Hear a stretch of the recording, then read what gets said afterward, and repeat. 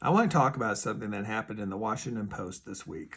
A reporter wrote about non-speaking autism and motor-based communication, and he connected it to MAHA and RFK Jr. I want to be precise about why this is a problem. Not because politics don't matter, they do, but because the conflation is factually wrong. And it does real harm to the people we're fighting for. I want to tell you about the community I've spent years inside.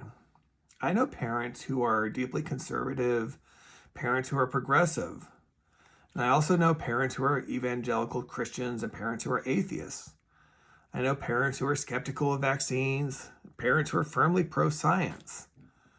I know self-advocates across every part of the non-speaking spectrum too. And what unites us all has nothing to do with politics. It's this.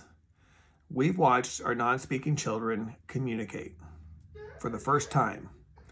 We've seen what happens when you presume competence and provide access. And we're not going to let anyone take that away.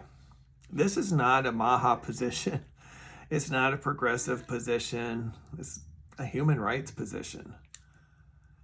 And now here's the accountability question I want to ask, and I'm going to ask it carefully and fairly. But where specifically has MAHA or RFK Jr. publicly advocated for communication rights? Where's the proposal for greater access to spelling to communicate, RPM, or similar motor-based methods in schools? Where's the budget line for communication support services? Where are the public statements naming non-speakers, calling for their inclusion?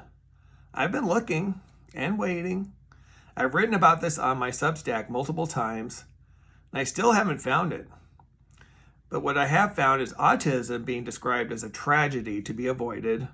I found the profound autism debate being used to further divide a community that's already fighting on too many fronts.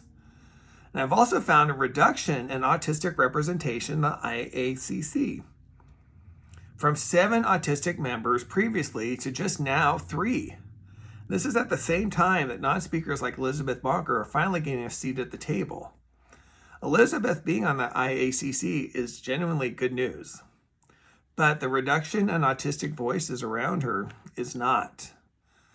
The opposition to motor-based communication would love nothing more than to tie this entire movement to one controversial political figure who in reality has nothing to do with it, because it would let them dismiss everything, every breakthrough, every family, every non-speaker who finally had something to say, all of it painted with the same brush.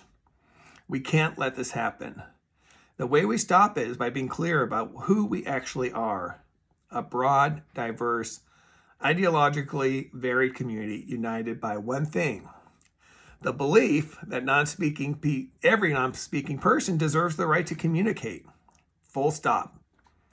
If you want to go deeper on this, I've written about it at length, and you can find those essays at Kaufer Insights on Substack. And if this resonated with you, please subscribe to Kaufer Insights on YouTube. Share this video. I'll continue to post new videos and write articles on a regular basis because the fight continues.